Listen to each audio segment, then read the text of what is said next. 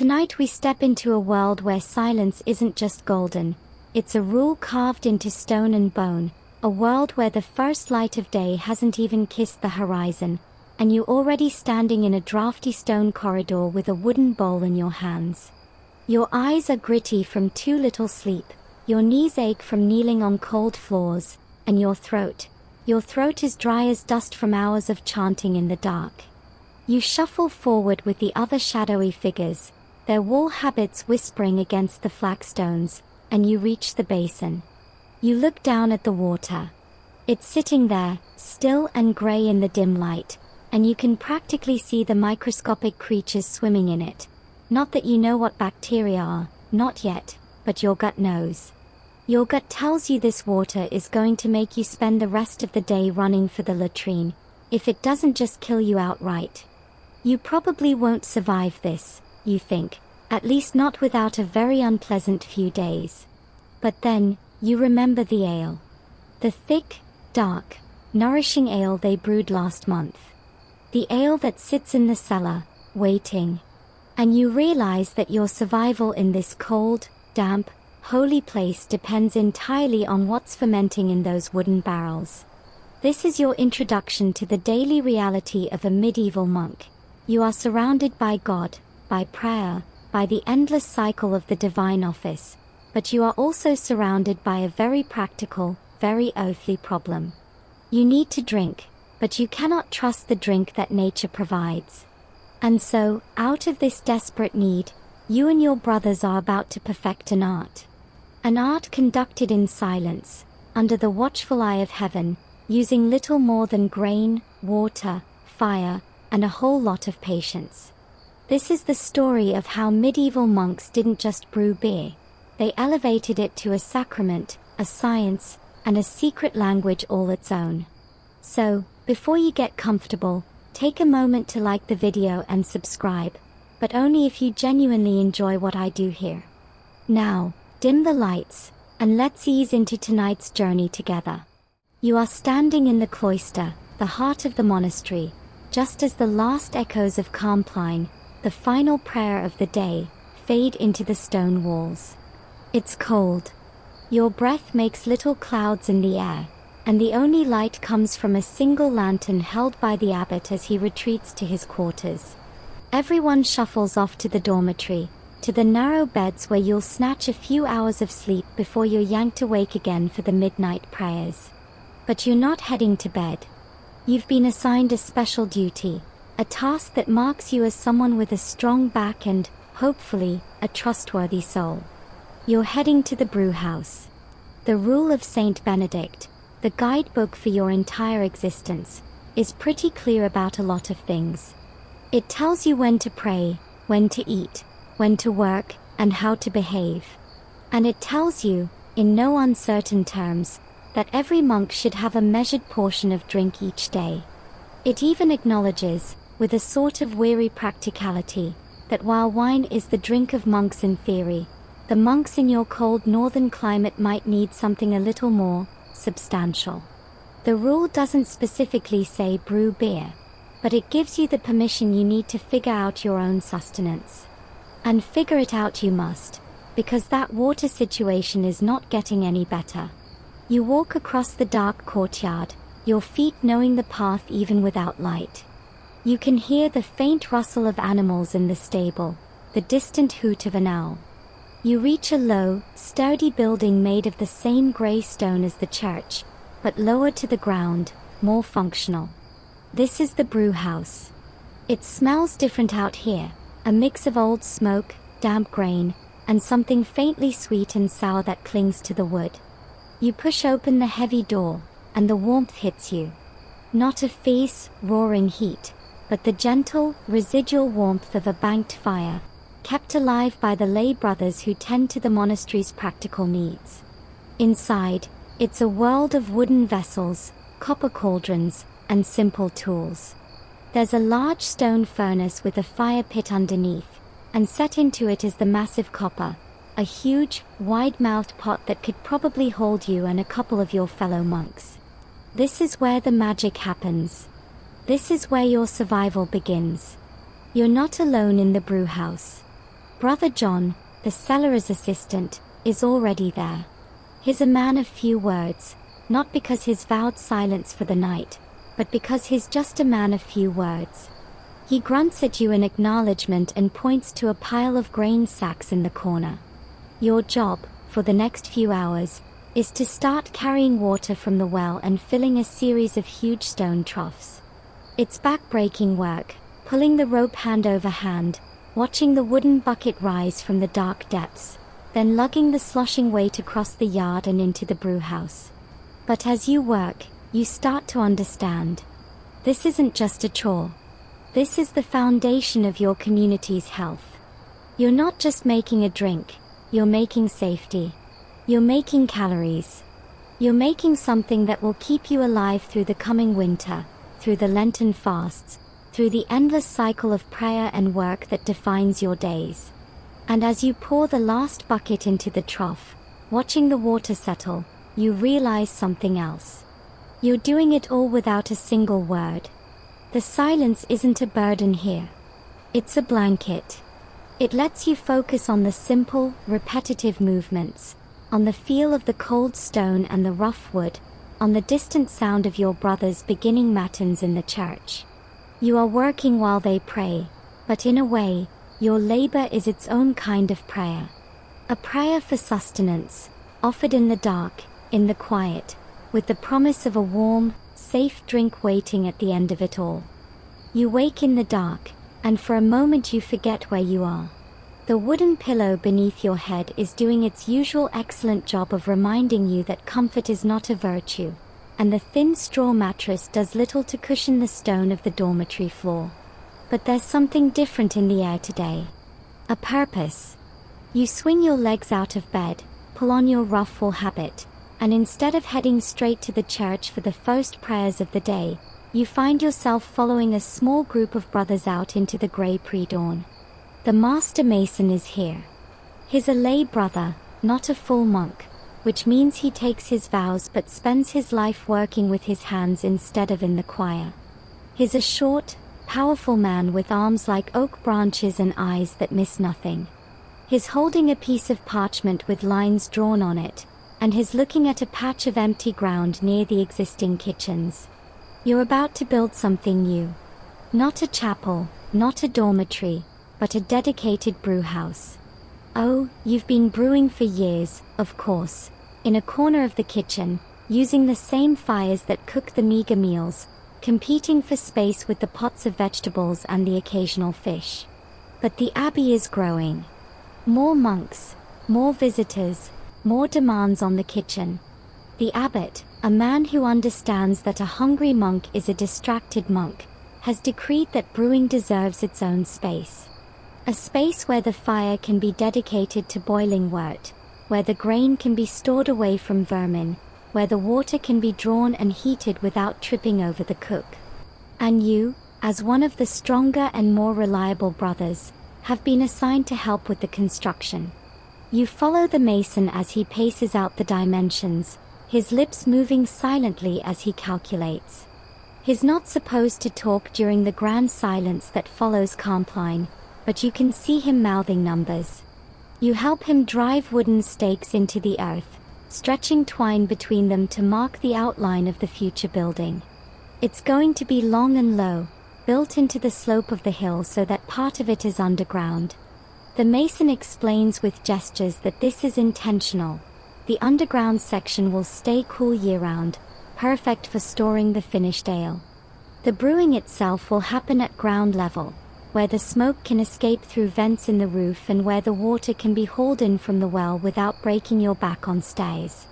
He points to the orientation of the building, angled to catch what little winter sun there is but shaded from the worst of the summer heat. You realize, with a small shock, that these monks have been thinking about this for a long time.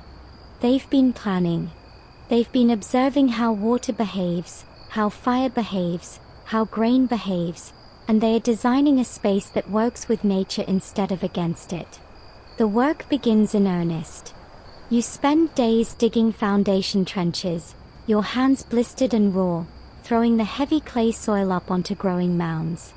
The other monks take turns, because even prayer must pause for manual labor, and the rule of Saint Benedict is explicit that idleness is the enemy of the soul. So you dig, and you haul stones from the quarry a mile away, and you mix mortar with sand and lime until your arms ache. The mason directs everything with a pointing finger and a shake of the head, correcting your mistakes before they become permanent. You learn to read his signals. A tap on his own shoulder means carry this here, a flat hand means stop, a circle drawn in the air means go around. It's a language of work, born of necessity and silence, and you become fluent in it faster than you ever became fluent in Latin. Weeks pass, and the walls rise. You watch as they build the great stone furnace that will hold the fire, with a space underneath for ash removal and a flue that channels the smoke away from the brewer.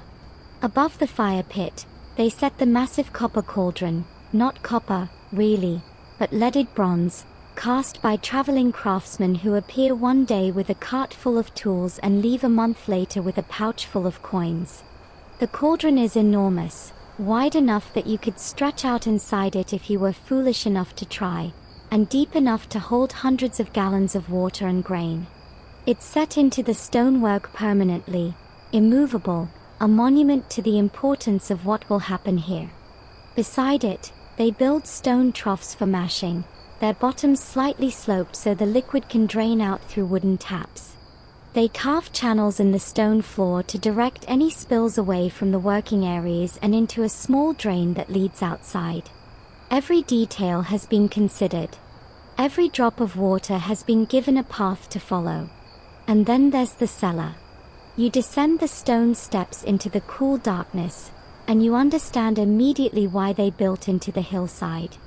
The temperature is steady, the air is still, and the walls are lined with wooden racks waiting for barrels.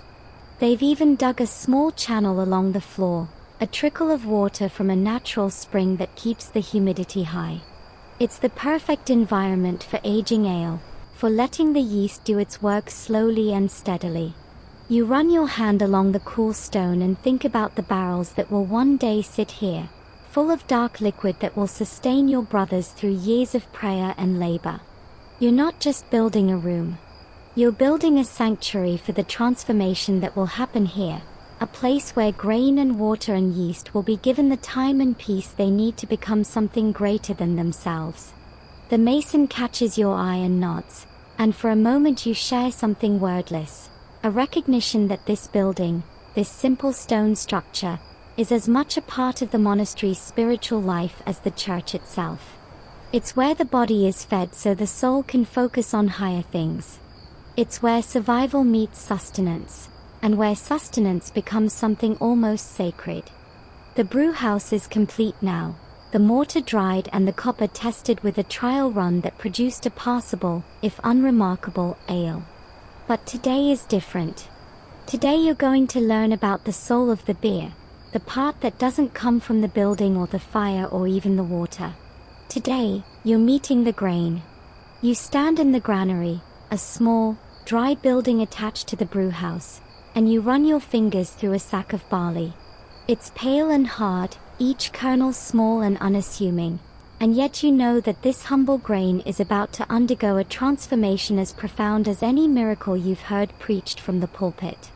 Brother Thomas, the monk responsible for the abbey's fields, stands beside you.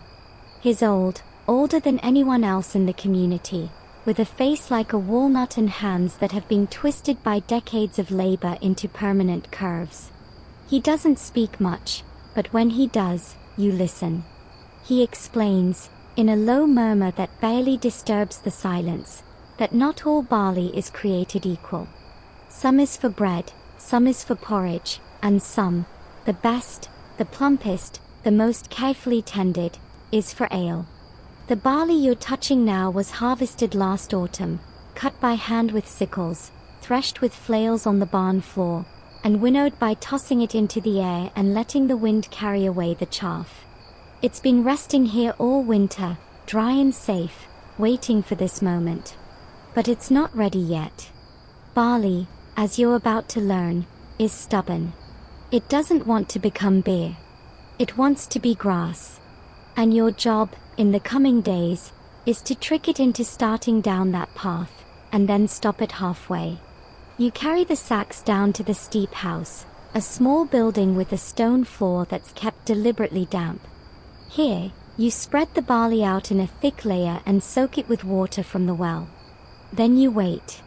You check it several times a day, running your hands through it, feeling for warmth, for the first signs of life. After a day or two, you notice a change. The kernels are swelling, softening, and here and there you can see tiny white roots just beginning to emerge. The barley is germinating. It's coming alive. And you have to move fast. Brother Thomas shows you how to turn the grain with wooden shovels, spreading it out to keep it cool, then piling it up again to let it warm. You're managing its temperature, its moisture, its very breath. If it gets too warm, it'll rot. Too cold, and it'll stop growing. Too dry, and it'll give up. You're a midwife to this grain, coaxing it through the first stages of life while keeping it from going too far. Historians still argue whether the monks fully understood the science of what they were doing here, the enzyme conversion that turns starches into fermentable sugars. They didn't have microscopes or chemistry books, but they had observation, passed down from generation to generation, refined by trial and error over centuries. They knew, with the certainty of people whose survival depended on it, that barley treated this way produced better ale than barley left alone.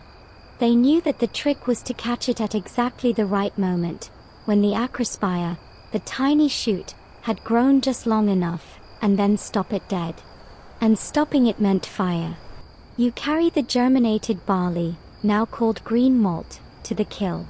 It's a simple structure, a stone chamber with a perforated floor, underneath which burns a slow, smoke-free fire. You spread the malt on the floor, and the heat rises through it, drying it out, toasting it gently, killing the sprout and locking in the sugars it had just begun to create. The smell is incredible, warm, biscuity, slightly sweet. You breathe it in and understand, in your bones, why this is the first step. You're capturing potential. You're freezing a moment of life and turning it into something that can be stored, saved, and eventually transformed again. But the grain is only half the story. The other half, the part that makes your ale different from the ale brewed in the village, is sitting in baskets on a high shelf in the brewhouse. It's herbs. Dried, crumbled, mysterious herbs. Brother Thomas reaches up and brings down a basket, and you peer inside at a mixture of leaves and flowers that you mostly don't recognize.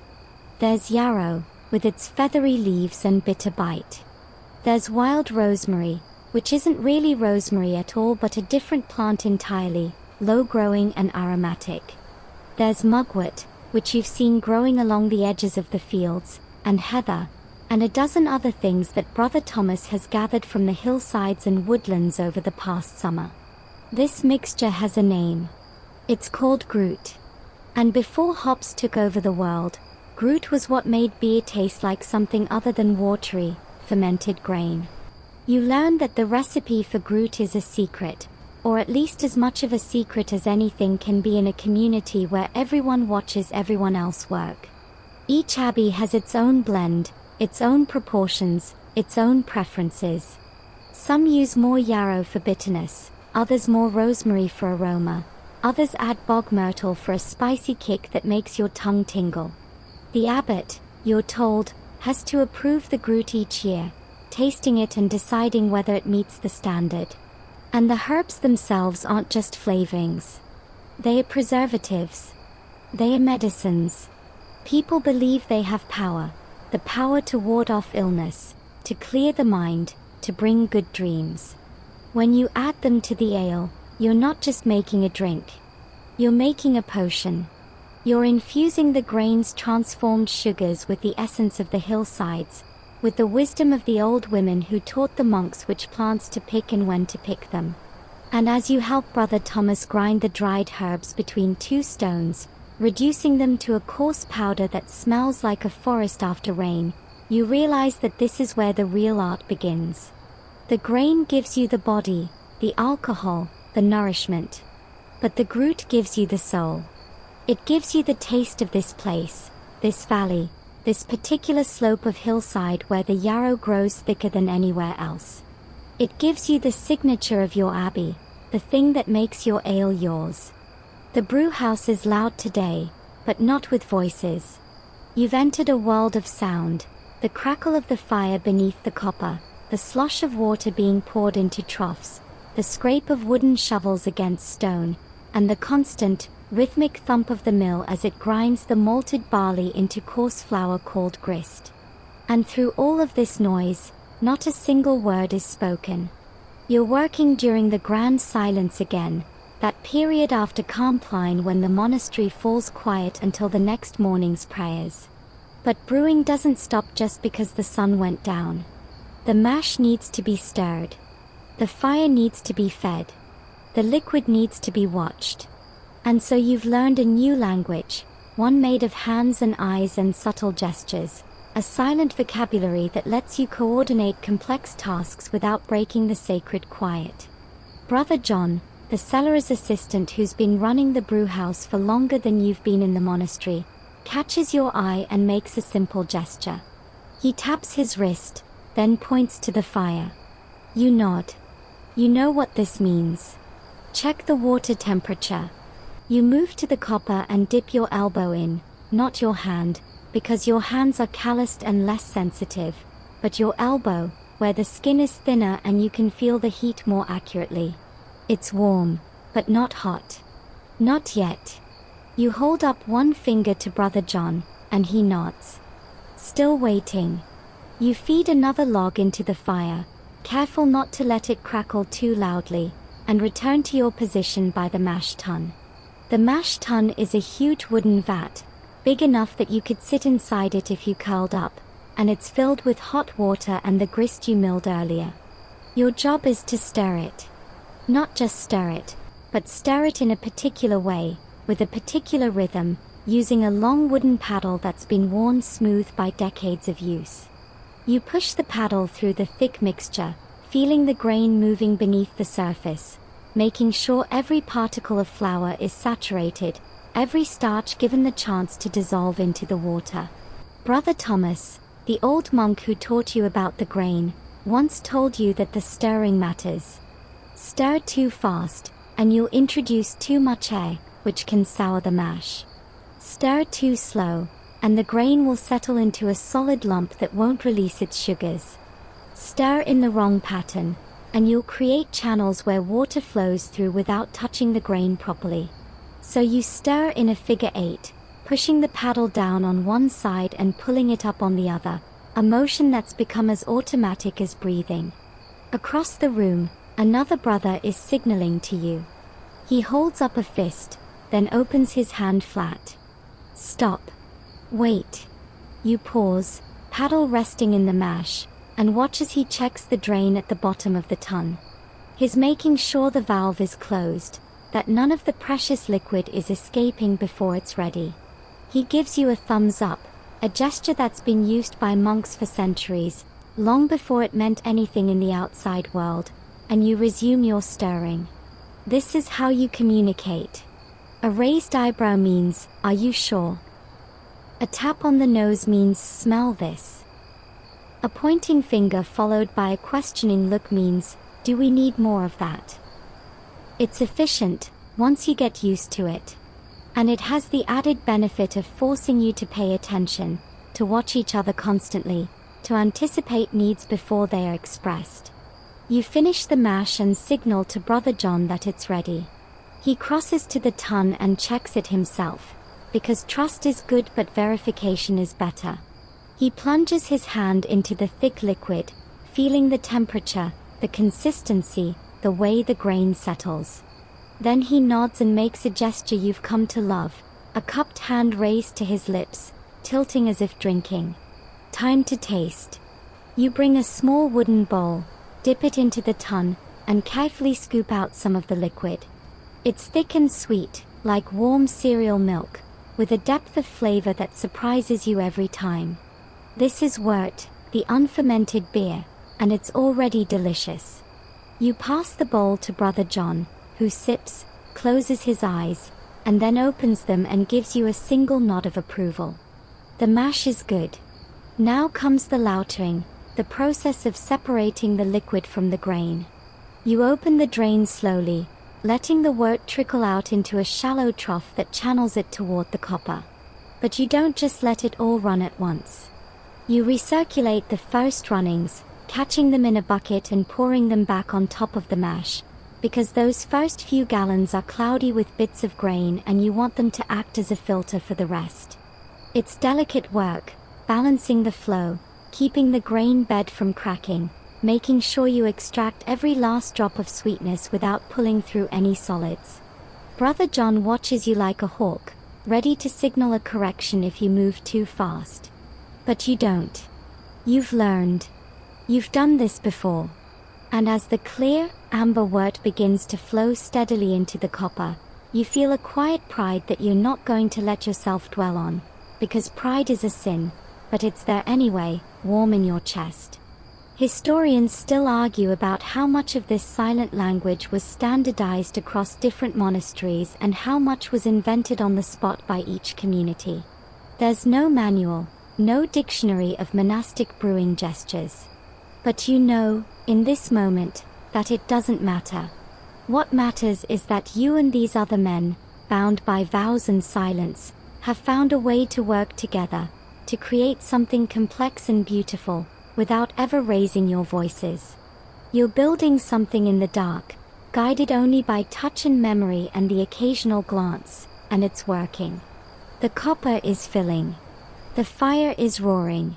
And when the last of the wort has drained from the mash tun, leaving behind a bed of spent grain that will feed the pigs tomorrow, you look around at your brothers and see the same thing in their eyes that you feel in your own.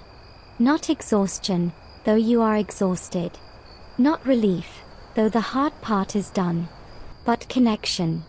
A wordless understanding that you've done this together, in silence, and that the silence has made it stronger.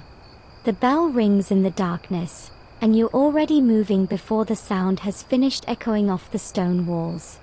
It's the middle of the night, the hour when decent people are deep in their dreams, but you're not decent people, you're monks, and the night belongs to God. Or at least, most of the night does. Tonight, part of it belongs to the mash. You pull on your habit, tie your rope belt, and pad barefoot down the cold corridor toward the brew house. The rest of the community is heading to the church for matins, the first prayers of the new day, but you've been excused. You have a different duty. You have to mash in. The brew house is dark when you arrive, lit only by the dying embers of the fire you banked before Compline. You stir them back to life, adding small kindling and blowing gently until flames lick up and catch the larger logs. The copper is full of water from last night, cold now, and you need it hot. You swing the iron arm that holds the copper over the fire, settling it into place, and wait. While the water heats, you measure out the malted grain from the sacks in the corner. You know exactly how much you need, enough to fill the mash tun to the right level, enough to feed the community for the coming weeks, enough to make this long night worthwhile. You scoop it into a basket and carry it to the tun, ready to add at the moment the water reaches the right temperature. And this is where it gets tricky. You have to time this perfectly, because somewhere in the church, your brothers are chanting psalms, and their voices are your clock.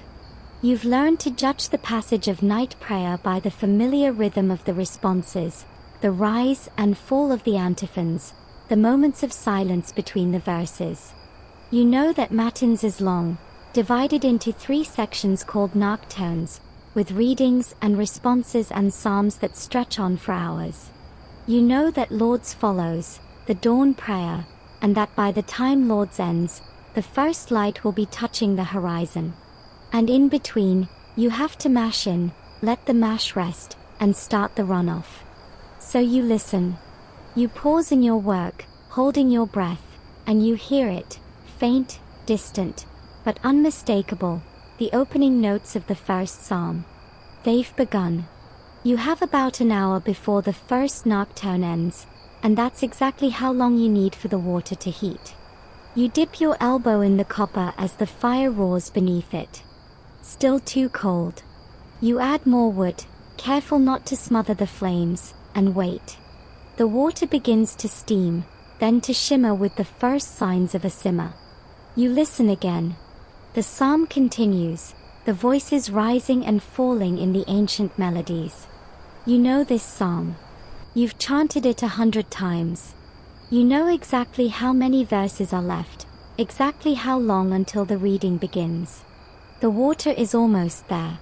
A few more minutes. You test it again, and this time your elbow tells you what you need to know. It's hot, but not boiling. It's perfect. You begin to add the grain.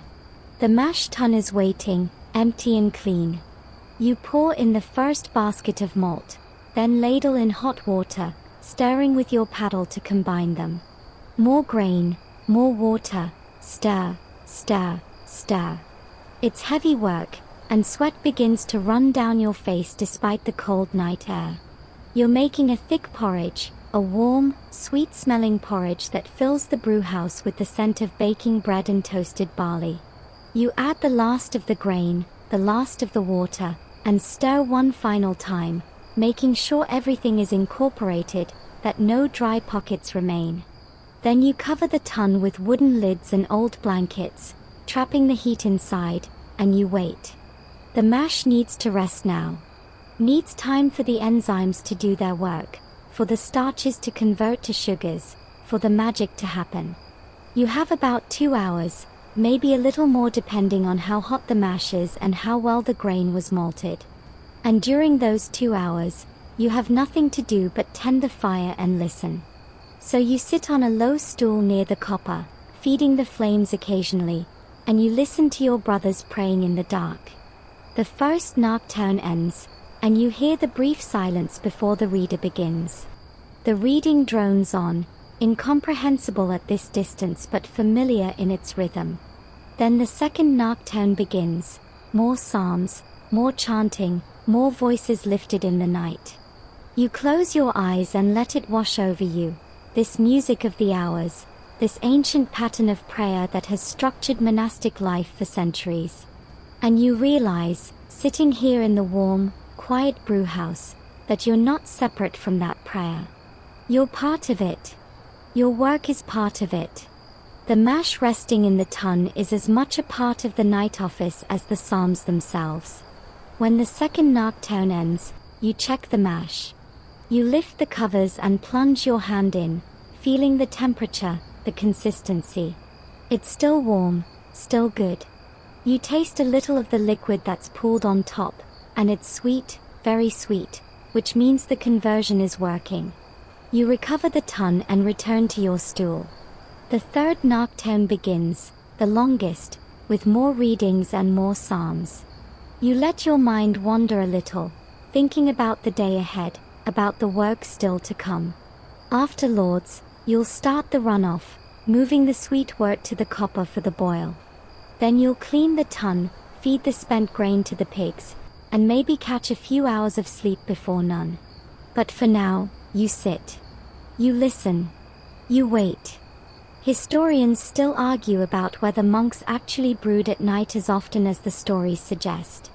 Some say it's romantic nonsense, that brewing was daytime work like everything else. But you know different. You know that the monastic day is built around prayer, and that sometimes the work has to fit into the gaps. You know that mashing takes hours, and that starting it at night means it's ready by dawn, means you can boil during the day, means you can have the whole cycle complete before the next night falls. You know that the silence of the night is perfect for this work, free from the distractions of visitors and labours and the endless small demands of community life. And you know, sitting here in the dark, listening to your brothers sing, that there's something holy about it. Something right about making beer while the world sleeps, while the church echoes with prayer, while the fire crackles and the mash transforms. When Lord's begins, you stir yourself. The first light is just starting to grey the eastern sky. The mash is ready. It's time to work. The copper is boiling now, a deep, rolling boil that sends clouds of steam billowing up toward the smoke vents in the roof. You stand before it, sweat dripping down your face, a long wooden paddle in your hands, and you stir. Not constantly, that would be exhausting and unnecessary, but regularly, making sure nothing sticks to the bottom, nothing burns, nothing escapes the transformation that's happening inside. The wort you ran off from the mash this morning is in there, all 100 or so gallons of it, sweet and cloudy and full of potential. And over the next few hours, that potential is going to become something else. The boil is clarifying the liquid, concentrating the sugars, killing any wild things that might have gotten in during the mash. But it's also doing something else, something that depends entirely on what you add to it and when. You reach for the basket of Groot, the herb mixture you prepared with Brother Thomas weeks ago. This is the moment. You add a handful, watching the dried leaves swirl into the boiling wort, releasing their oils and aromas. The smell changes immediately. The sweet biscuit scent of the malt is joined by something green and complex, a little bitter, a little spicy, a little like the hillsides in summer.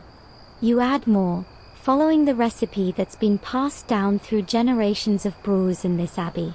A little more yarrow for bitterness, a little more wild rosemary for aroma, a pinch of something you don't recognize that Brother Thomas said came from a pilgrimage to a distant monastery. You stir it all in and watch the foam rise, then settle, then rise again. But today is different. Today, as you're adding the Groot, Brother John comes up beside you and holds out a small cloth sack. You look at him questioningly, and he gestures for you to open it. Inside are small, dried, cone-shaped things that you've never seen before. They look like tiny green pine cones, but softer, more papery. You bring them to your nose and inhale, and your eyes widen. The smell is incredible, sharp, piney, citrusy, unlike anything in your Groot basket. Brother John gestures to the boiling copper and nods. Add them. You hesitate. This isn't in the recipe. This isn't what you've been taught. But Brother John has been brewing here for 20 years, and if he says add them, you add them. You tip the sack into the boil and watch the little cones swirl among the herbs, releasing their essence into the wort. These are hops. And you've just witnessed the beginning of a revolution. Historians still argue exactly when and where hops first entered the monastic brewing tradition. Some point to the Abbey of St. Gall in Switzerland, where records show hop cultivation as early as the 8th century. Others argue for German monasteries, particularly in the Hallertau region, where hops grew wild and monks were the first to figure out what to do with them. What's certain is that by the time you're standing at this copper, sometime in the early 9th century, hops are beginning to spread from monastery to monastery, carried by traveling monks, pilgrims, and the occasional merchant who's noticed that beer made with these strange green cones seems to last longer than beer made with Groot alone. And lasting longer is exactly the problem. Groot is fine for beer that's going to be drunk within a few weeks. But monasteries brew in large batches, and they need that beer to last. Through Lent, when the rules get stricter and the meals get smaller. Through the summer, when the heat can turn a good batch sour in days. Through the winter, when the rivers freeze and the grain stores dwindle and you need every calorie you can get. Hops, you're about to discover, are a preservative. They contain acids and resins that inhibit the growth of bacteria, that keep the beer from spoiling, that let you store it for months instead of weeks. And they taste good. That bitterness, that sharp, clean bitterness, balances the sweetness of the malt in a way that Groot never quite managed. You watch the hops boil, fascinated. They are changing the wort, darkening it slightly, filling the brewhouse with an aroma that's entirely new. Brother John gestures for you to keep stirring, and you do, watching the foam that rises to the surface. This foam, you've learned, is important. It carries impurities to the top, where you can skim them off. It's also a sign of how the boil is progressing, how the proteins are coagulating, how the beer is clarifying. You skim with a wooden paddle, pushing the brownish foam to the side and lifting it out, discarding it into a bucket. The wort underneath is clearer now, more amber, more like what you imagine beer should look like. The boil continues for another hour, maybe two. Time is measured not by the clock but by observation, by the color of the wort, by the way it sheets off the paddle, by the smell that fills the room. Brother John checks it periodically, dipping in a small cup, cooling it quickly in a bucket of water, tasting. He's looking for the right balance, the point where the sweetness and bitterness come together, where the hops have given enough of themselves without overwhelming everything else. Finally, he nods. He makes a gesture, a cutting motion across his throat, and you kill the fire. You swing the copper away from the flames and let it sit, letting the boil subside, letting the hops and herbs settle to the bottom. You're not done yet, not by a long shot. But the hardest part is over. The boil has done its work. The hops have done theirs. And now, as you look into the copper at the dark, aromatic liquid, you realize that you're seeing the future. Groot won't disappear overnight. It'll take centuries, really, for hops to completely take over. But the seeds are planted, literally, in monastery gardens across Europe, and the beer that emerges from this boil will be different from any you've made before. It will last longer. It will travel farther. It will become something that can be traded, sold, shared with the world. And it all started with a cloth sack of strange green cones and a monk who trusted his instincts enough to try something new. The copper has stopped its rolling boil, and the steam is beginning to thin. You stand before it, paddle in hand, watching the last bubbles rise and pop on the surface. The wort is dark now, a deep amber brown from the long boil and the hops and herbs you added. It smells incredible, sweet and bitter and green all at once. But it's also scalding hot, and hot is not what you want for the next stage. You need this liquid cool. You need it cool enough that the yeast can live in it, cool enough that fermentation can begin, cool enough that the wild things floating in the air of your brewhouse can do their work without being killed on contact. And cooling 100 gallons of hot liquid in a world without refrigeration is a problem that has occupied brewers for millennia. You look up at the sky through the smoke vents. It's late afternoon now, the sun beginning its slow descent toward the horizon. The air is cooling, the temperature dropping as evening approaches. This is good. This is when you want to be doing this work. Brother John has already begun preparing the cool ship, a shallow, rectangular wooden vessel, wide and low, that sits in a part of the brewhouse that catches whatever breeze there is. It's called a cool ship because that's exactly what it does. You'll transfer the hot wort from the copper into this shallow vessel, spreading it out in a thin layer, and let the night air and the open windows do the rest. But transferring is its own challenge. You can't just tip the copper over. It's built into the stonework, immovable. Instead, you use buckets. Wooden buckets, carefully cleaned and scalded with hot water to kill any stray bacteria. You dip them into the copper, filling them with the hot, dark liquid, and carry them across the brewhouse to the cool ship. It's slow work. It's hot work. Your arms ache from the weight, your back complains with every step, and the sweat pours down your face in rivers. But you keep going, bucket after bucket, watching the level in the copper drop and the level in the cool ship rise. Brother John helps, and soon you've established a rhythm. Dip, lift, carry, pour, return. Dip, lift, carry, pour, return. It's meditative in its own way, this repetitive labor, and you find your mind drifting as your body works. Finally, the copper is empty. The cool ship is full, a wide, shallow lake of wort stretching from one side of the vessel to the other. You stand at the edge and look down at it, watching the heat rise in visible waves, watching the surface shimmer and shift. It's beautiful in its own way, This liquid that's been through so much already.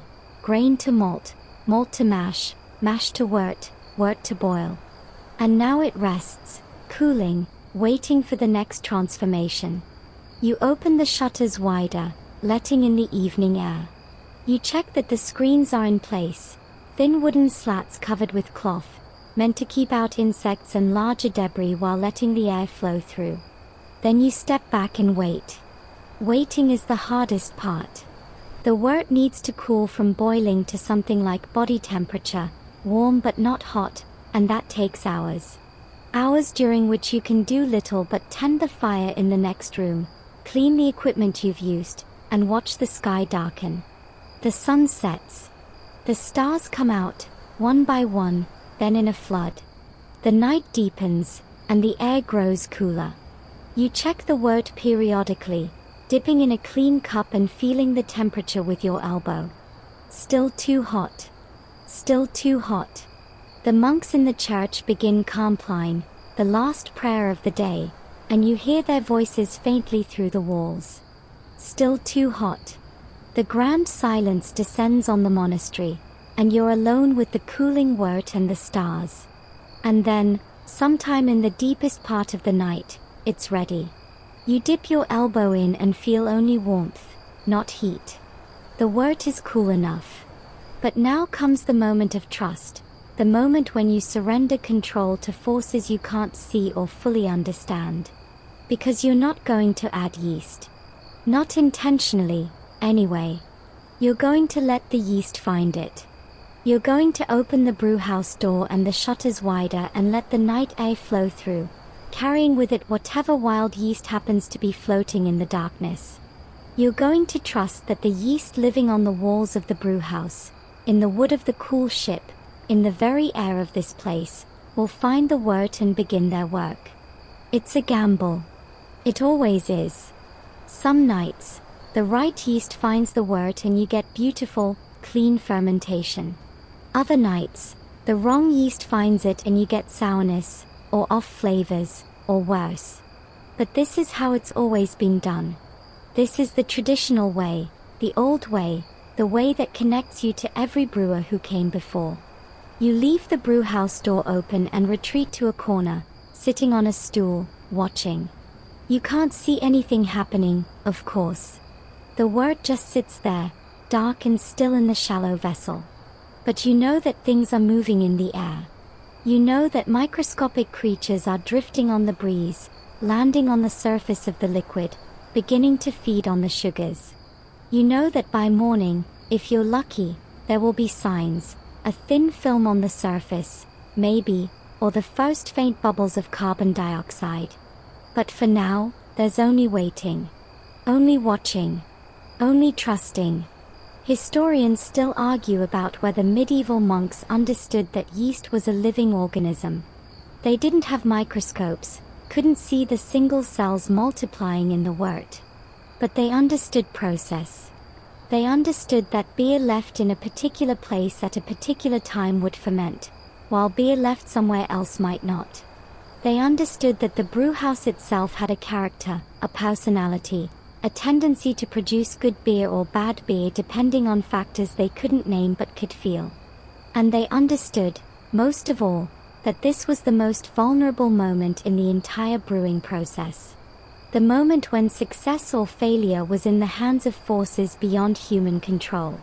You sit in the darkness, listening to the silence, watching the stars through the open shutters, and you wait. You wait for the night to do its work. You wait for the wild yeast to find your wort. You wait for the miracle. You wake to a sound you've been waiting for, a sound that makes you smile even before your eyes are fully open. It's a soft hissing, a gentle fizzing, like rain on still water or the whisper of wind through dry grass. You lie in your narrow bed for a moment, just listening, letting the sound wash over you. Then you're up, pulling on your habit, padding barefoot through the dark corridors toward the brewhouse. The grand silence is still in effect, but the hissing guides you like a beacon. You push open the brewhouse door and stop. The cool ship is alive. The surface of the wort, which last night was still and dark, is now covered with a thick, creamy foam. Bubbles rise and boast in a constant, gentle rhythm, releasing that soft hiss into the air. The smell has changed too, sweeter, more complex, with a hint of something like apples or pears. You stand at the edge of the vessel and watch, mesmerized. The yeast has found your wort. The yeast is eating. The yeast is transforming. Brother John appears beside you, and you both stand in silence, watching the fermentation. He makes a gesture, a hand over his heart, then opening outward, and you nod. You know what he means. This is the soul of brewing. This is the moment when water and grain become something else entirely, when the work of your hands meets the work of creation itself. The monks have a name for this. They call it the breath of God. They believe, or at least some of them believe, that the fermentation is a divine mystery, a sign of the spirit moving in the material world. The yeast, invisible and mysterious, takes the sweet wort and turns it into ale, and no one can quite explain how. It just happens. It happens in the darkness, in the quiet, while the monks pray and sleep and go about their daily rounds. You spend the day checking the fermentation, watching the foam rise and fall. By midday, it's at its peak, a thick, rocky head that climbs nearly to the top of the cool ship, bubbling vigorously, releasing carbon dioxide in a steady stream. The hissing is louder now, almost like a chant in its own right. You skim some of the foam, careful not to disturb too much, and set it aside in a clean pot. This is the good yeast, the healthiest, the most active. You'll use it to start the next batch, capturing a little of this fermentation and carrying it forward. This is how monasteries maintain their yeast strains for decades, even centuries, by continuously repitching from one batch to the next, keeping the lineage alive. By evening, the fermentation has begun to slow. The foam subsides, leaving a thinner layer on top. The hissing softens. The ale is ready to move again. You and Brother John begin the slow process of transferring it from the cool ship into barrels. The barrels are oak, carefully coopered by lay brothers who spend their winters shaping staves and bending them into perfect circles. They've been cleaned and scalded and rinsed, and now they sit in rows, waiting. You dip buckets into the cool ship, careful not to disturb the sediment at the bottom, the dead yeast and proteins that have settled out during fermentation, and carry them to the barrels. One by one, the barrels fill. One by one, you hammer in the bungs, sealing the ale inside. But the fermentation isn't over. It's just moving to a new phase. In the barrels, the yeast will continue to work, slower now, converting the last of the sugars, producing more alcohol, more carbon dioxide. The barrels will need to be checked regularly, because if the fermentation is too vigorous, they can burst. You've seen it happen, a barrel split open, ale flooding the cellar floor, weeks of work wasted in an instant. So you'll vent them occasionally, letting out the pressure, then reseal them. You'll taste them, monitoring the progress, waiting for the moment when the ale is ready. That moment is harder to define than you might think. Some ale is ready in a week, young, fresh, slightly sweet, with a gentle fizz. Some needs months, aging in the cool cellar, developing complexity, mellowing, clarifying. Some will be kept for special occasions, feast days, visits from important guests, the abbot's personal table. Most will be drunk by the community, day by day, as part of the regular rations.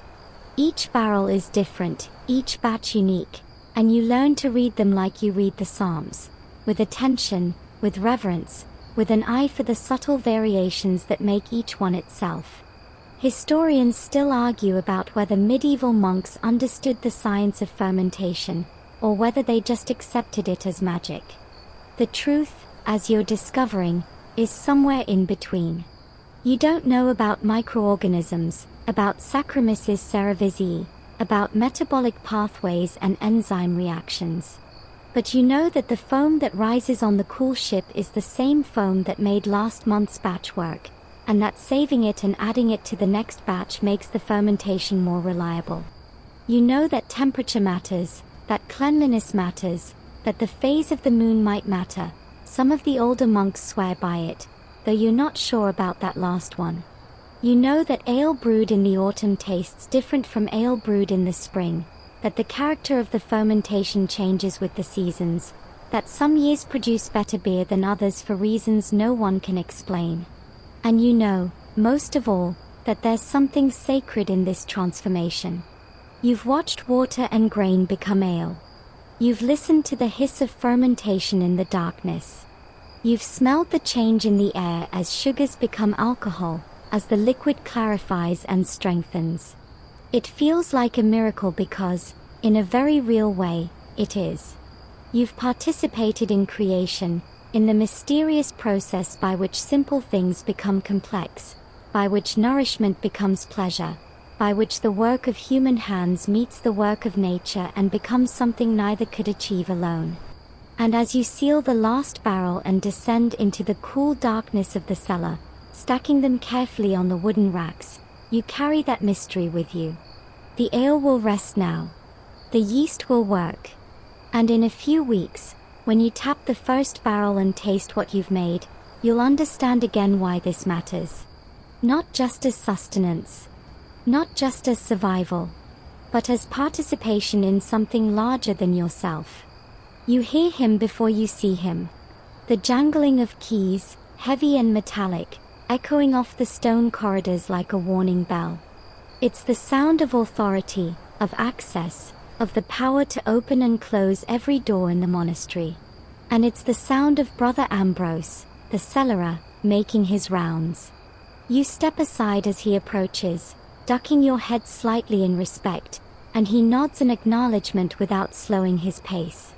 The keys continue their jangling symphony as he passes, a dozen or more iron keys of various sizes, each one worn smooth by decades of use, each one opening a different door: the granary, the storeroom, the cellar, the kitchen, the infirmary, the guest house. Brother Ambrose carries the entire material life of the abbey on his belt, and he carries it with the gravity of someone who knows exactly how much depends on his vigilance. You follow him into the cellar. It's cool down here, dark even at midday, lit only by the single lantern Brother Ambrose carries.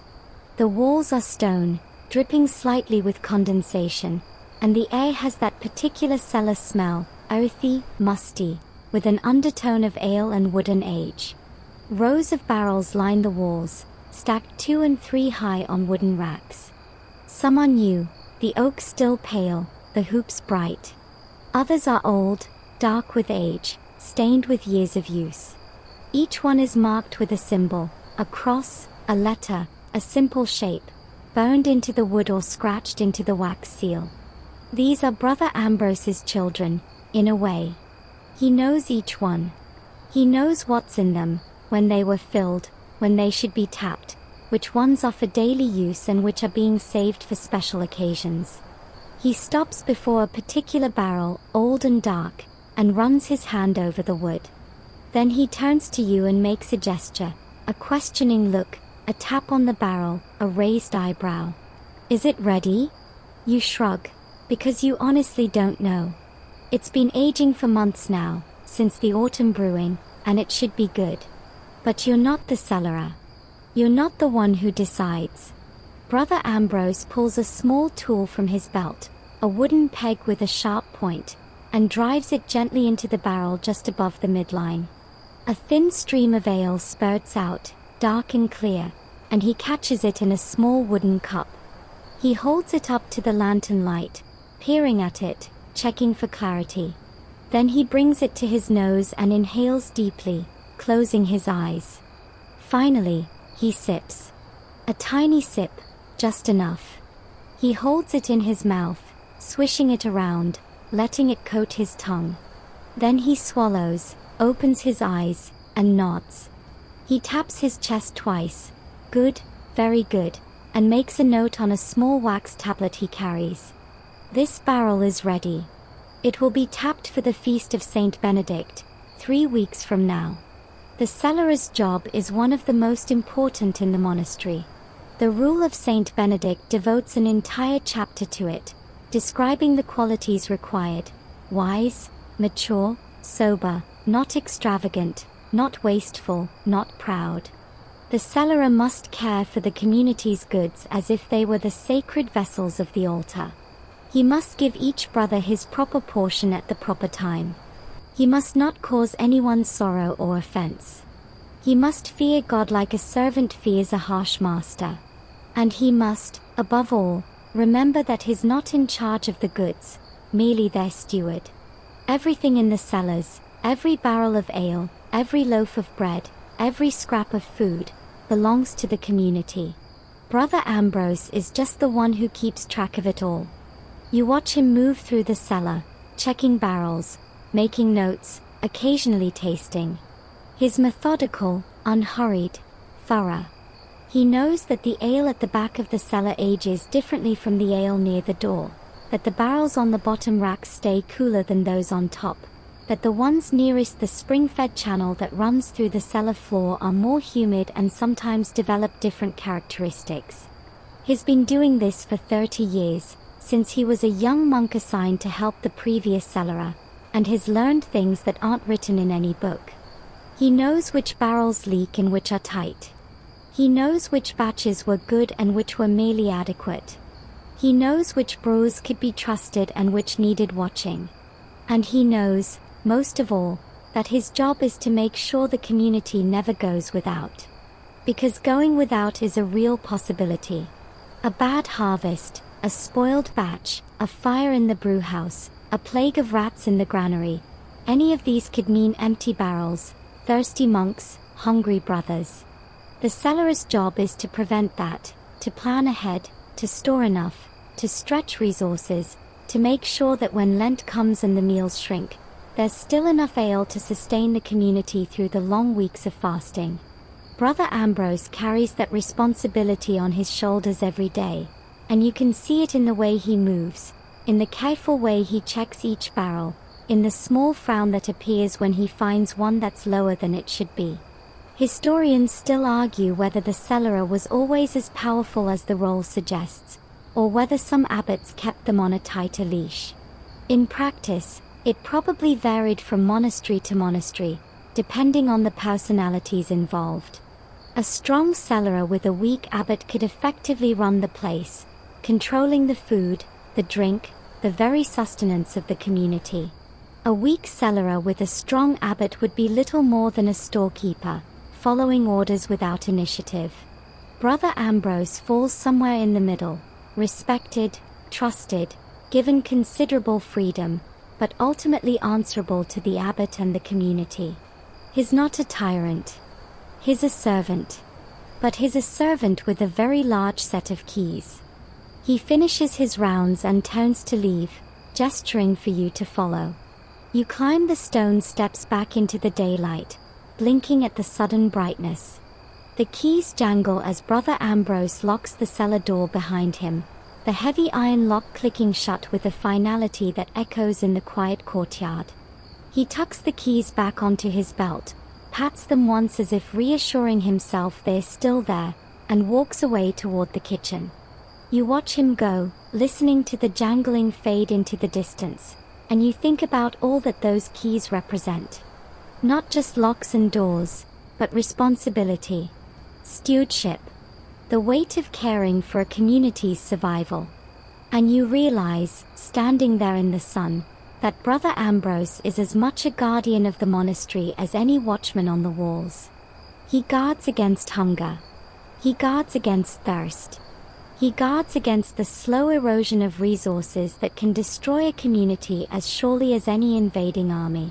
And he does it with nothing but a set of keys and a lifetime of knowledge, passed down from cellarer to cellarer, generation after generation. You sit in the refectory, the long stone hall where the community takes its meals, and you stare at the food in front of you. It's Lent. 40 days of fasting, of abstinence, of turning away from the pleasures of the flesh and focusing on the spiritual. And the food on your wooden trencher reflects that perfectly. A small piece of dry bread, maybe a few boiled vegetables if you're lucky, and absolutely no meat, no eggs, no cheese, no milk. It's the same meal you've eaten for the past 2 weeks, and the same you'll eat for the next 4. Your stomach rumbles, a hollow, aching sound that seems to echo off the stone walls. You're hungry. You're always hungry during Lent. But you're not thirsty. Because beside the bread, in a simple earthenware cup, is ale. You lift the cup to your lips and drink. It's not the fresh, young ale you sometimes get after a brewing. This is the older stuff, the ale that's been aged in the cellar for months, the ale that Brother Ambrose has been carefully rationing since before Christmas. It's darker now, almost brown, with a depth of flavor that the young ale lacks. It's slightly sour, but in a pleasant way, like bread or apples. It's thick, almost syrupy, coating your mouth as you drink. And it's nourishing. You can feel it as it goes down, warming your empty stomach, giving you something your body can use. This ale isn't just a drink. It's a meal. It's calories and protein and carbohydrates, all the things your Lenten diet is missing, delivered in liquid form. The rule of Saint Benedict is surprisingly specific about drink. It says that each monk should receive a hemina of wine per day, roughly half a liter, maybe a little more. But the rule was written in Italy, where wine was plentiful and water was safe. Here, in your cold northern monastery, wine is a luxury, imported at great expense and reserved for the altar. So the hemina becomes ale. Half a liter of ale per day, every day, for every monk. That's the baseline, the minimum. On feast days, you might get more. During Lent, you might get less, depending on how strict your abbot is. But you always get something. You always get ale. And you need it. The monastic diet, even outside of Lent, is not generous. You get one main meal per day, usually in the early afternoon, and a smaller meal in the evening during the summer months. The food is simple: bread, vegetables, perhaps some fish on special days, maybe an egg if the hens are laying well. It's enough to survive, but not enough to thrive. And the work is hard. You spend hours in the fields, in the brew house, in the scriptorium, in the church. Your body burns calories constantly, and if those calories don't come from food, they have to come from somewhere else. That somewhere else is ale. Ale is liquid bread, brewed from the same grain that makes your daily loaf, concentrated and fermented into something that your body can absorb quickly. It's not a treat. It's not an indulgence. It's fuel. You drink again, letting the ale sit in your mouth for a moment before swallowing. You can taste the grain, the herbs, the wood of the barrel, the faint hint of smoke from the kiln where the malt was dried. You can taste the work that went into it, the digging and hauling, the stirring and skimming, the long nights watching the fire. You can taste the monastery itself, the particular combination of water and yeast and air that makes your ale different from the ale brewed anywhere else. And you can taste the season. This ale was made last autumn, from the last harvest before winter closed in. It's been aging all through the cold months, developing slowly in the dark cellar, waiting for this moment. It tastes like autumn, like the last warmth of the sun before the long darkness. It tastes like hope. Around you, the other monks eat in silence, their eyes downcast, their movements slow and deliberate. A lector reads from a spiritual text at a wooden podium, his voice droning on about the lives of the saints or the writings of the church fathers. No one speaks. No one looks up. The only sounds are the scrape of wooden spoons on wooden trenchers, the rustle of habits, the lector's voice, and occasionally the clink of a cup being set down. It's a strange kind of meal, this silent, solemn refectory. Not like the meals you remember from before you entered the monastery, when your family would gather around the fire and talk and laugh and argue. But you've gotten used to it. You've come to appreciate it, even. The silence lets you focus, lets you taste, lets you be present with the food in a way that conversation never allowed. Historians still argue about how much ale medieval monks actually drank. Some say the hemina was a minimum, not a maximum, and that monks regularly drank more than the rule allowed. Others point to the countless admonitions against drunkenness in monastic literature and conclude that the problem must have been real. The truth probably lies somewhere in between. Some monks drank too much. Some monks drank just enough. Some monasteries were strict, others lax. But what's certain is that ale was central to monastic life in a way that's hard for us to understand today. It wasn't optional. It wasn't a choice. It was as essential as bread, as essential as prayer, as essential as the roof over your head. You finish your ale and set the cup down. The lector continues to read. The meal continues. But you're already thinking ahead, to the afternoon work, to the evening prayers, to tomorrow, when you'll sit here again with your dry bread and your ale. It's not much, this life. It's hard and cold and often lonely. But there's something in it, something in the rhythm of it, that holds you. Something in the way the ale tastes after a long morning in the fields. Something in the way the silence wraps around you like a blanket. Something in the knowledge that you're part of something ancient, something that stretches back centuries and will stretch forward long after you're gone. You take a last sip from the empty cup, just to taste the residue, and you wait for the signal to rise. The knock comes at the gate in the middle of none, the mid-afternoon prayer, and you're the one who has to answer it. You slip out of the church as quietly as you can, leaving your brothers to their chanting, and cross the courtyard toward the main gate. It's a heavy wooden door, banded with iron, set into a stone archway that's been standing for 2 centuries. You slide the bolt and pull it open, and there he is. A pilgrim. You can tell by his clothes, the rough wool cloak, the wide-brimmed hat, the stout staff in his hand, the scallop shell pinned to his chest that marks him as someone who's been to Compostela, or maybe intends to go. His filthy, caked with mud from the roads, his face gaunt and tired, his eyes red-rimmed from lack of sleep.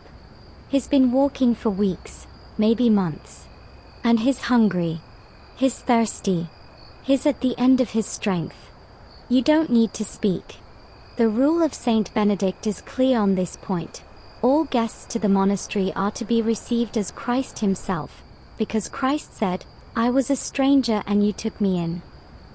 You gesture for the pilgrim to enter, and he shuffles through the gate, his relief visible in the way his shoulders drop. You lead him to the guest house, a small building near the gate where travelers can rest.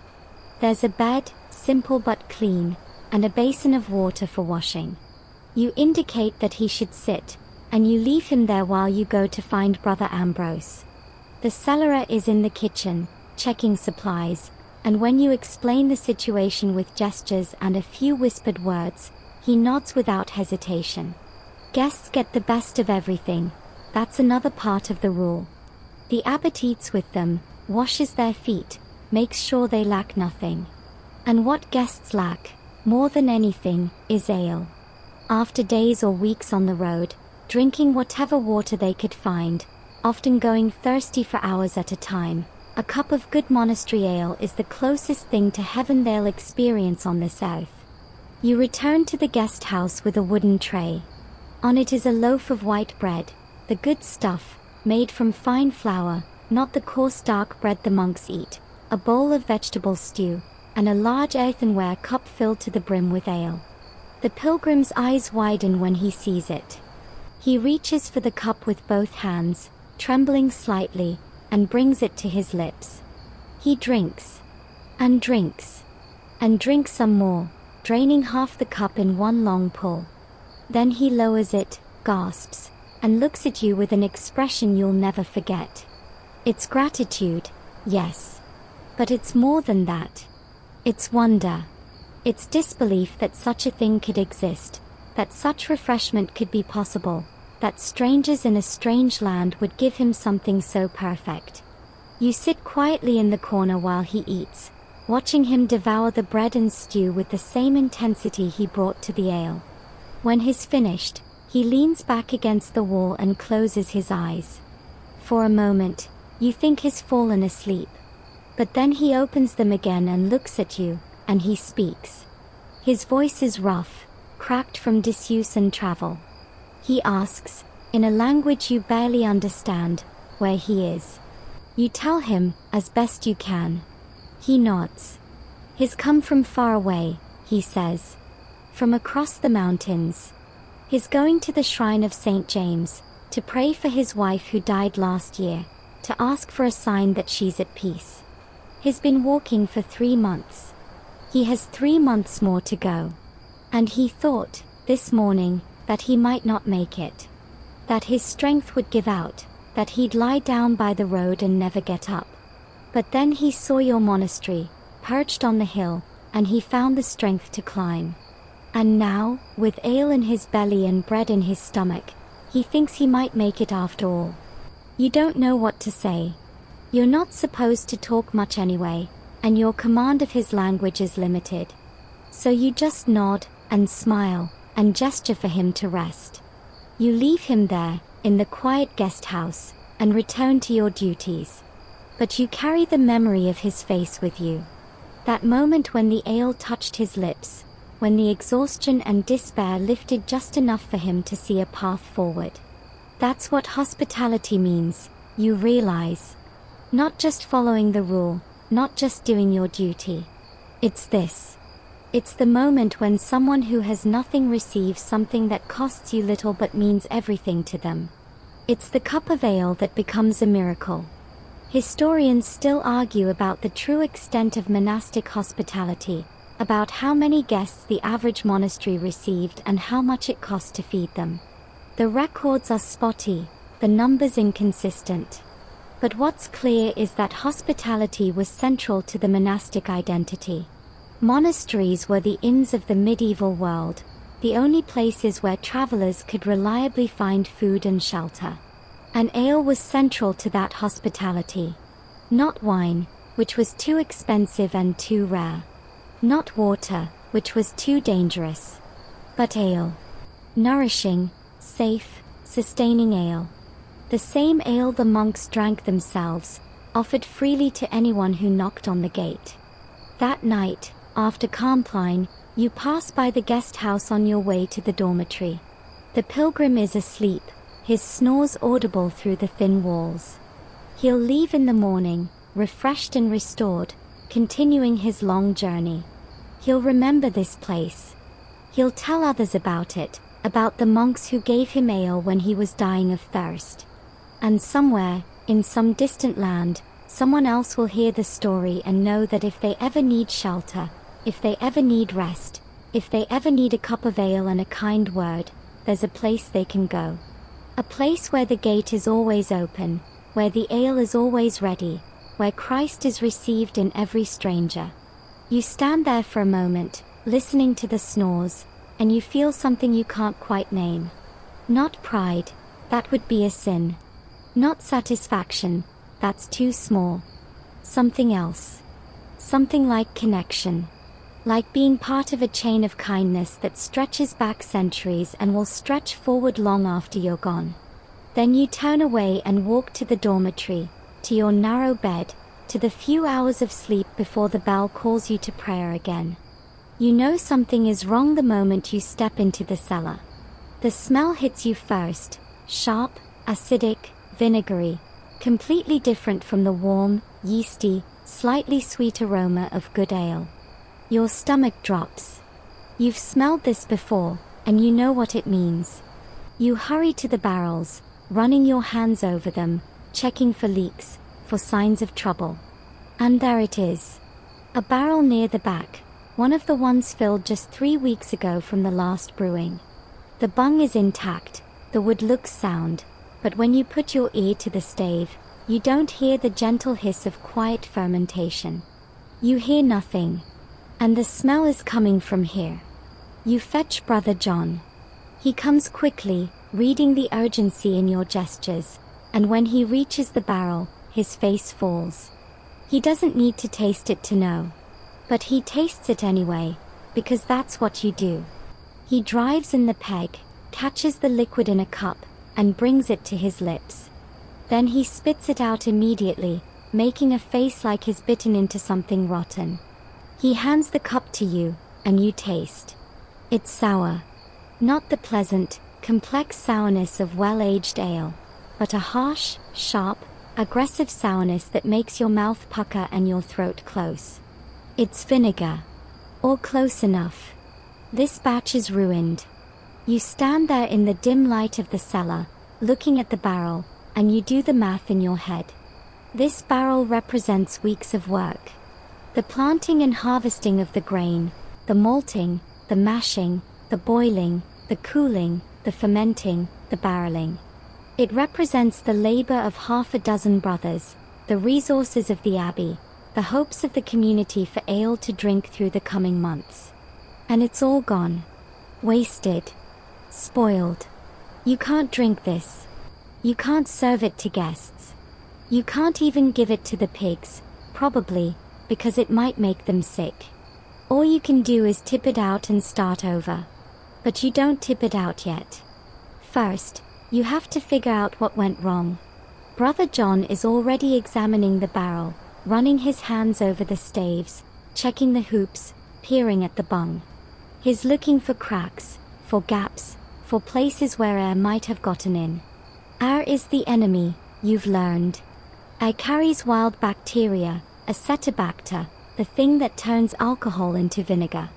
If the barrel wasn't sealed properly, if the wood shrank during the winter, if a mouse or a rat chewed through the bung, any of these could have let air in and ruined the batch. But the barrel looks sound. The bung is tight. The wood is damp and swollen, as it should be. So maybe it wasn't the barrel. Maybe it was the yeast. Sometimes the wrong yeast gets in during cooling, the kind that produces off flavors instead of good ones. Maybe it was the water. Maybe the well was contaminated after the spring rains, carrying something nasty into the mash. Maybe it was the grain.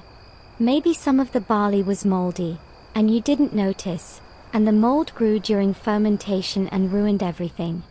There are 100 ways a batch can go wrong, 100 points of failure in the long chain from field to cup. And you may never know which one it was. Brother John makes a decision. He gestures for you to help him roll the barrel out of the cellar, up the steps, into the daylight.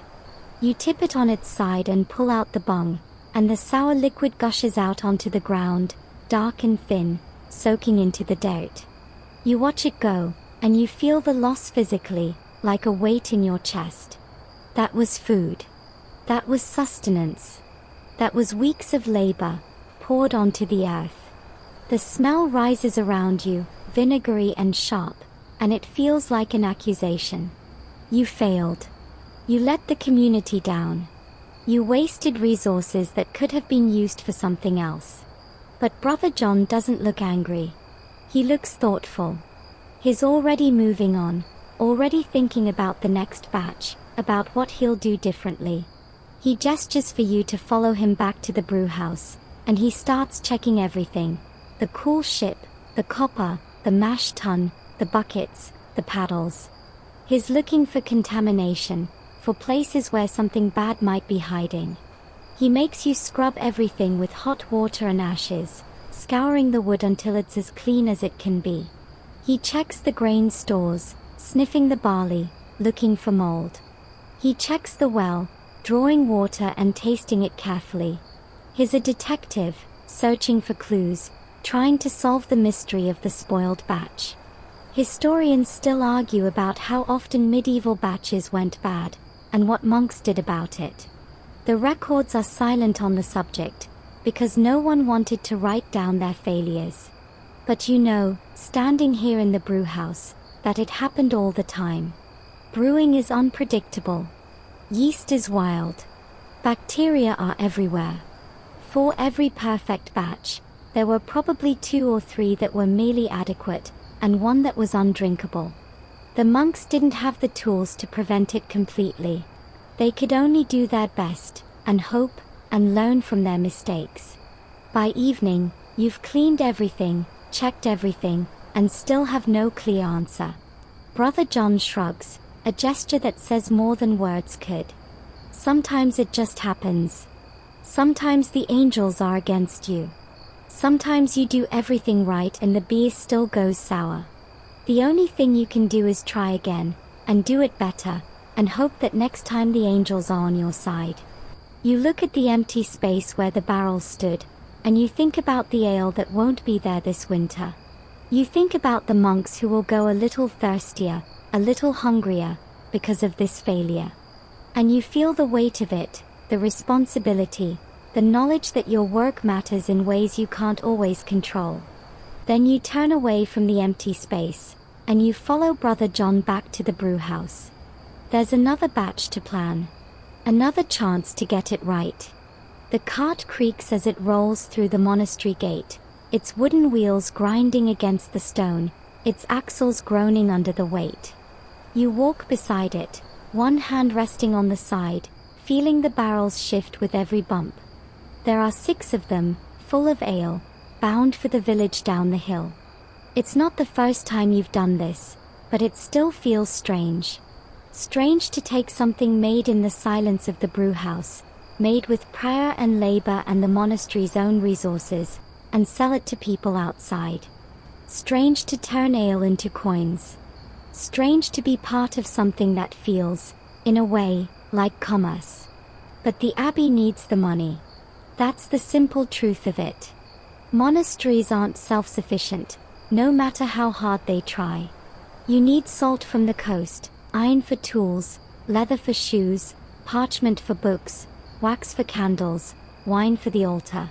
You need to pay laborers, to support the poor, to maintain the buildings, to buy seeds for the next planting. And ale, it turns out, is something people want. The village alewives brew their own, of course, but it's not the same. Monastic ale is better. It's stronger, more consistent, more reliable.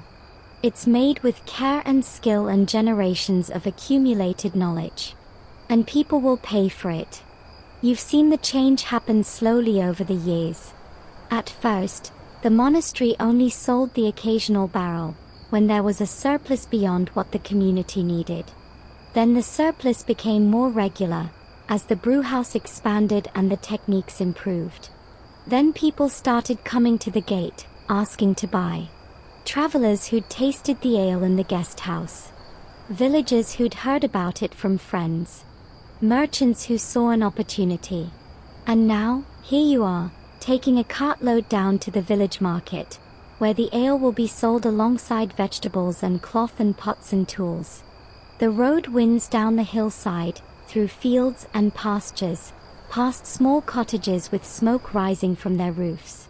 Children stop and stare as you pass. A dog barks.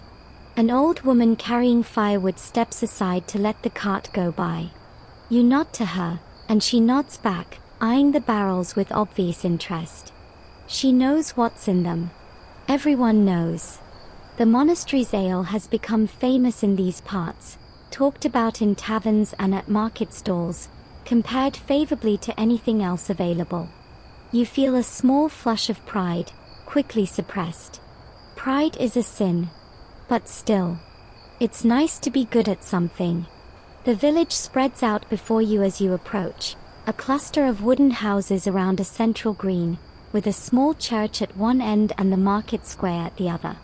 Market day is busy, crowded with people from the surrounding countryside, all come to buy and sell and gossip and trade. You guide the cart into the square, finding the spot that's been reserved for the monastery, and you start to unload. It's hard work, rolling the heavy barrels off the cart and onto the ground, but you're used to hard work. You've done harder in the brew house. The village alewife, a stout woman named Margaret who runs the local brewing operation, watches you from her own stall across the square. She doesn't look happy. You can't blame her. You're competition, and competition cuts into her business. But there's nothing she can do about it. The monastery has been granted the right to sell its surplus by the lord of the manor, and that's that. The barrels are soon surrounded by customers. They come with jugs and pots and skins, and you fill them one by one, taking their coins and dropping them into a leather pouch at your belt.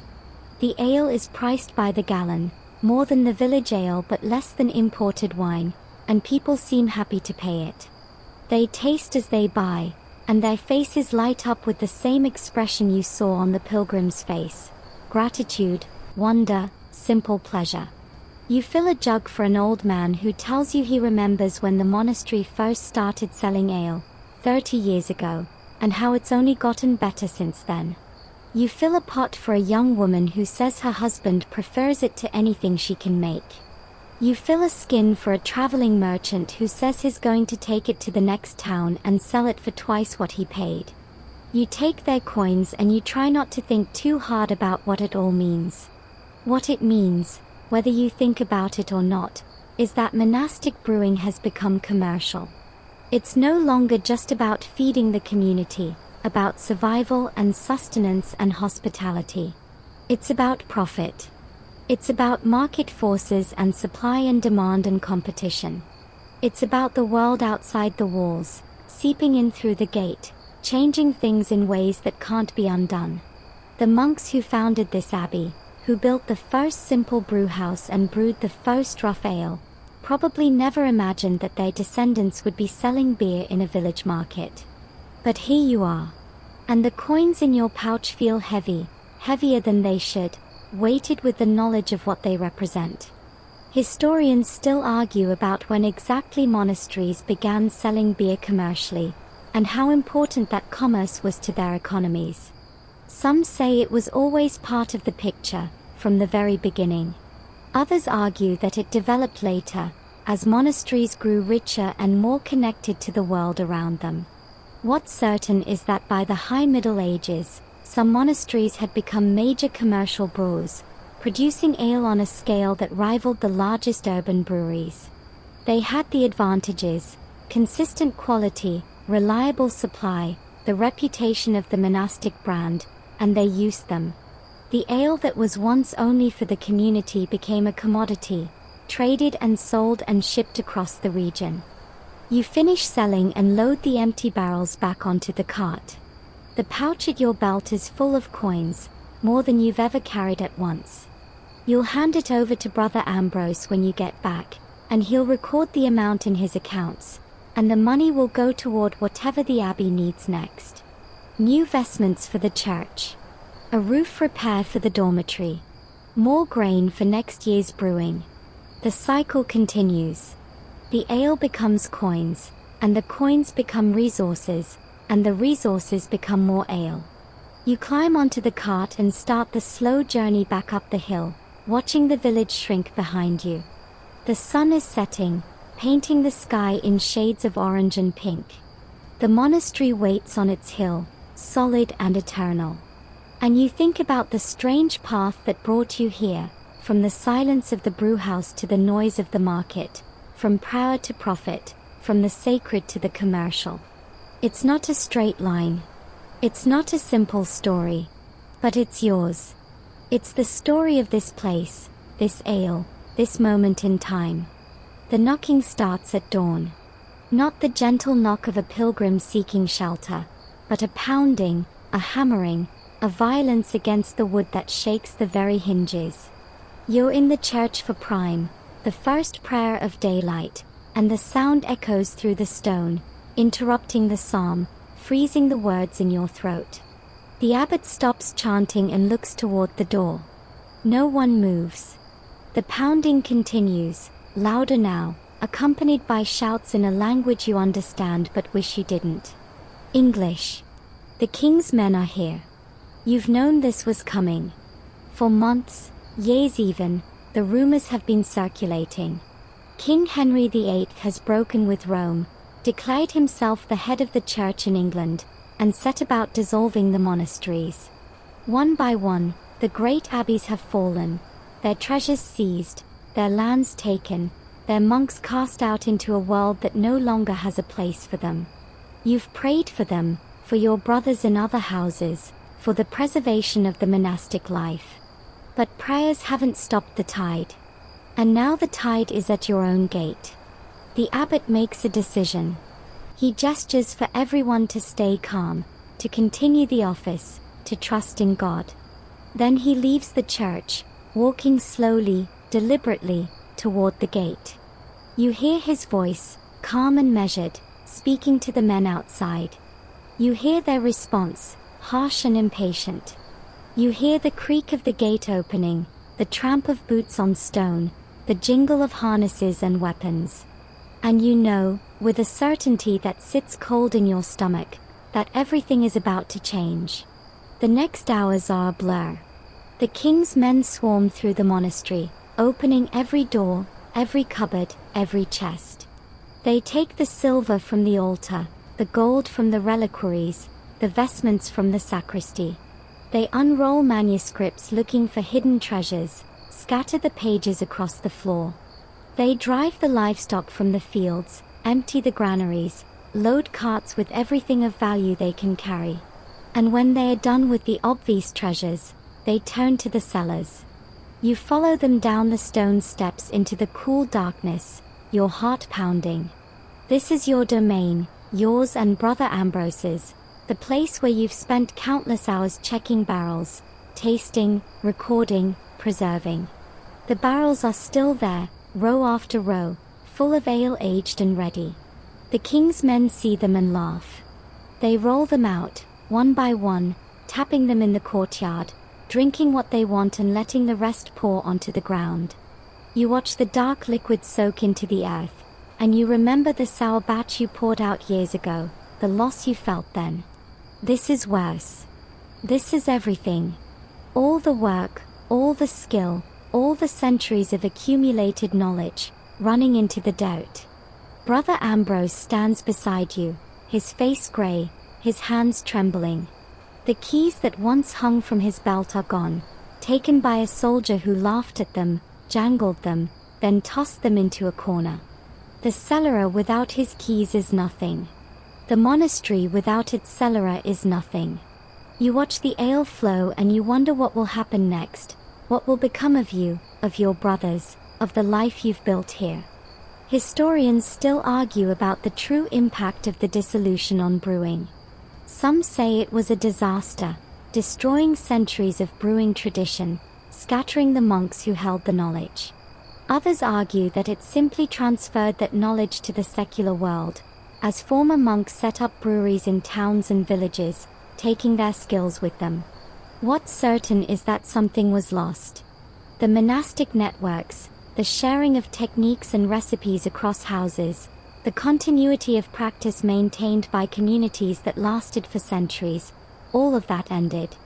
The brewing that survived did so in spite of the dissolution, not because of it. By evening, the king's men are gone, taking with them everything of value. The monastery is a shell, empty and echoing. You gather in the chapter house with your brothers, the abbot at the center, and you try to make sense of what's happened. The abbot tells you that you have a choice. You can accept the king's supremacy, swear the oath, and receive a pension, a small payment that will let you live out your days as a secular priest or a private citizen. Or you can refuse, and face the consequences. Imprisonment, execution, martyrdom, if you want to call it that. The choice is yours. You think about the brewhouse, about the copper and the mash tun and the cool ship, about the barrels in the cellar, now empty or gone, about the grain stores, the herb gardens, the yeast that your community has cultivated for generations. All of it is lost. All of it is over. The life you knew, the work you loved, the silence you cherished, gone, in the space of a single day. You look at the faces around you, old and young, scared and resolute. You see Brother John, his hands still stained from the last brewing, his eyes empty. You see Brother Ambrose, slumped in his seat, an old man without his keys. You see the novices, who entered this life thinking it would last forever, now facing a future they never imagined. And you make your choice. Not here, not now, not in this moment of shock and grief. But you know what it will be. You know that the world outside the walls is waiting, and that you'll have to find a way to live in it. You know that the skills you learned in the brew house, the knowledge passed down through generations, the ability to turn grain and water into ale, that those things are still yours, still part of you, no matter what the king's men take. You know that the silence will follow you, that the prayers will echo in your memory, that the taste of good ale will always remind you of this place. And you know that, somehow, the brewing will continue. Not here. Not in this monastery. But somewhere. In some form. Because the knowledge doesn't die just because the buildings are empty.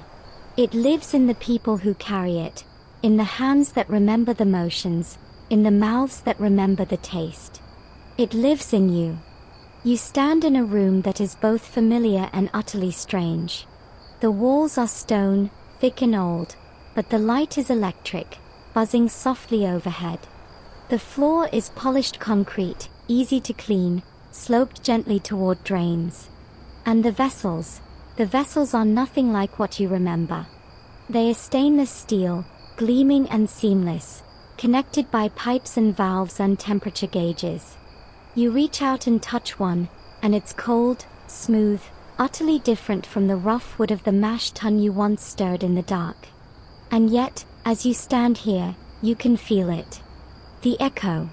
The continuity. The thread that connects this place to that one. You're in a modern Trappist brewery, one of the few remaining monasteries where monks still brew beer. The order has changed over the centuries, reformed, renewed, adapted, but the core remains. Prayer and work. Silence and community. And brewing. Always brewing. You watch the monks move through the space, checking gauges, taking samples, making notes. They don't speak much, these modern monks, and when they do, it's quiet, efficient. But you notice something. A glance here, a gesture there. A nod. A pointing finger. A questioning look. The silent language of the brewhouse, adapted but alive, passed down through generations, surviving the dissolution, surviving the centuries, surviving everything. The head brewer, a monk in a white habit with a digital thermometer in his pocket, notices you watching. He smiles and gestures for you to follow. He leads you through the brewery, past the gleaming mash tun, past the copper boil kettle, past the fermenters with their digital temperature controls, into the cellar. And there, in the cool darkness, you see them. Barrels. Oak barrels, old and dark, stacked on racks just like the ones in the medieval cellar you remember. The monk taps one, draws a sample, hands you a small glass. You bring it to your lips and taste. And for a moment, you're back. Back in the cold, the darkness, the silence. Back in the brewhouse with Brother John and Brother Thomas and Brother Ambrose. Back when the ale was thick and dark and nourishing, when it meant survival as much as pleasure, when it was made with prayer and labor and love. The taste is different, of course, cleaner, more consistent, more refined. But the soul is the same. The soul is the grain and the water and the yeast and the wood and the time. The soul is the centuries of knowledge, the generations of brewers, the endless cycle of planting and harvesting and mashing and boiling and fermenting and drinking. The soul is the monastery itself, the place where prayer and work meet, where silence speaks, where ale becomes something more than ale. You hand the glass back to the monk, and he nods. He understands. He doesn't need to ask what you're feeling. He's felt it himself, many times, standing in this cellar, tasting the beer his hands have made, thinking about the monks who came before, the ones who built the first brewhouses, who figured out the mash, who discovered hops, who sold ale in village markets, who watched it all taken away.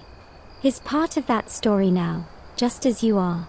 Just as every brewer in every monastery, past and present, is part of that story.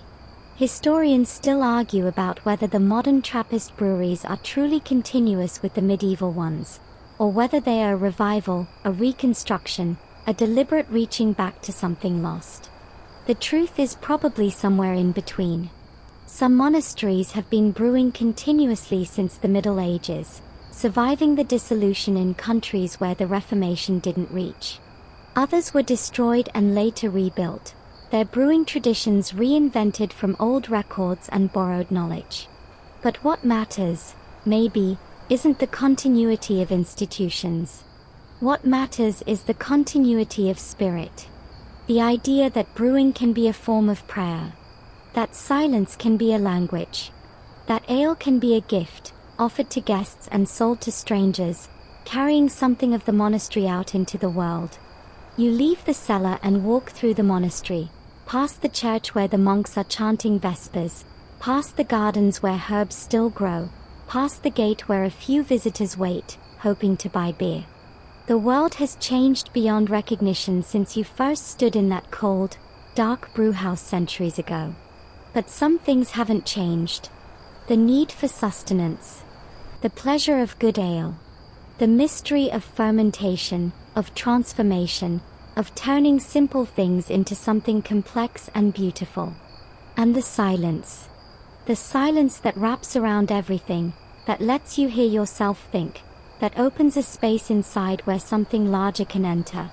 You stand at the gate, looking out at the modern world, cars and phones and screens and speed. And you think about the pilgrim who came to your gate all those years ago, the one who drank your ale and found the strength to continue his journey. You think about all the pilgrims who came after, all the guests who received hospitality, all the strangers who were received as Christ. You think about the ale that sustained them, that sustained you, that sustained generations of monks who lived and prayed and worked and died in these walls. And you think about the ale that's still being made, still being shared, still carrying that same spirit out into the world. The monk who showed you the brewery appears beside you. He doesn't speak.